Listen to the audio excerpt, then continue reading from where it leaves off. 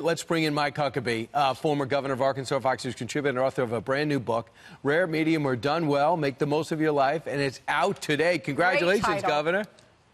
Thank you very much. You'll be happy to know it is a non-political book for a time when we need a little refreshment after a long political year. Take that, Anthony Robbins. We got our own inspiration guy. I think we're going to have you on later to talk about the book, because I am curious, how do you make the most out of your life? We all want to know that. But let's talk about what's going on in your state, down in Florida. I know you live down there in the Panhandle now. I mean, this is chaos. Do you agree with that investigative reporter saying that we can't be this stupid, there's something nefarious going on? Yeah, this is not just mere incompetence, because it continues to happen in the one county of Florida that is heavily Democratic, that has shown that it has incredible levels of corruption, as we saw from even the fallout from the Parkland shooting and the sheriff's office, and the fact that elected officials in that county don't even have the confidence of some of the people who work for them. This particular election official, Brenda Snipes, has been under fire before.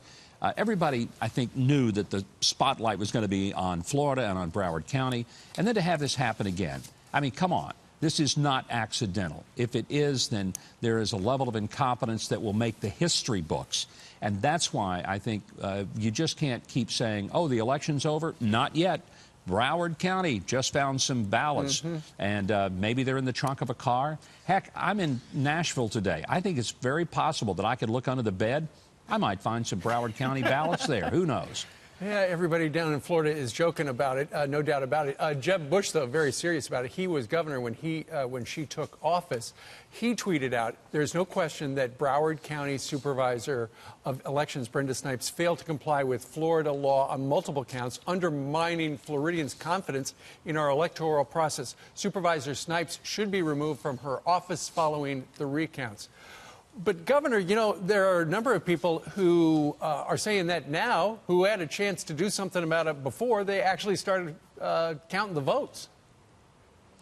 You know, Steve, it's a very big thing to take someone out of office, and that could open up a big controversy. I think the fact that they didn't indicates that they really believe that there's no way under heaven that this would ever happen again, that Broward County would be so brazen as to try to swing an election and do so many different things that violate the Constitution of the law.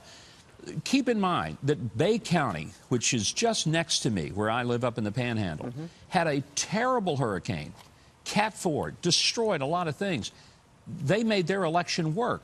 How do you do that less than a month after a hurricane, but Broward County can't get even, they can't even find all the ballots, and then after the election, when they needed the few to make the Democrats win, suddenly they showed up. Governor, in that county, they did, that you're talking about, I think Bay County, they did allow 150 people to vote via email, which apparently is against the law.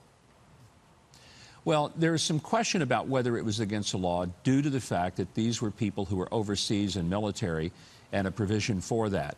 But the fact is that in Bay County, they were able to conduct elections. They had the ballots in place the night of the election. They counted the ballots in an orderly manner. And I believe they had a 52% turnout. Yeah, and they didn't have any ballots, you know, show up in the trunk of someone's car or in a school stuck away in a storage closet, as happened in Broward County. All right, Governor, this is where Rick Scott's campaign spokesperson said, Chris Hartline. Rick Scott won the election by the margin that's mathematically impossible to close in a recount without fraud. So why pursue a recount? In the history of our country, we've never had a recount and overturn a gap between 10 and 14,000. This is an exercise that we already know the outcome to. And if this is, in fact, if you back Chris Hartline saying, shouldn't the governor be going to Washington today as a senator-elect? Yeah, I think he should. I do think he is the senator-elect from Florida. I understand that if you have an election that is close by Florida law, if it's less than 0.5%, there's an automatic recount. That's fine. Have a recount. What you can have, though, is a recount in which you start showing up with ballots that weren't there on the night of election. Or when you take ballots that have already been disqualified and you toss them in with the ones that are qualified. That's really, I think, the bigger controversy than whether there's going to be a recount. Well, now he wants to change the law after the election so that all those votes count. We'll see. Yeah, and look, you can't change the rules after the game is played. One of the big things Democrats are going to have to decide is, will they become a party that will accept the results of an election? Right. They didn't accept the results of an election in 2016. They've never accepted that Donald Trump is president. And they're not accepting that, you've had elected Ron DeSantis and Rick Scott in Florida. Yeah. Well, let's They got to see. let it go.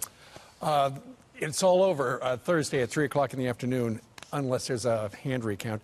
New book called Rare, Medium, or Well Done. Mike Huckabee joining us from Nashville. Sir, thank you very much. Thank you.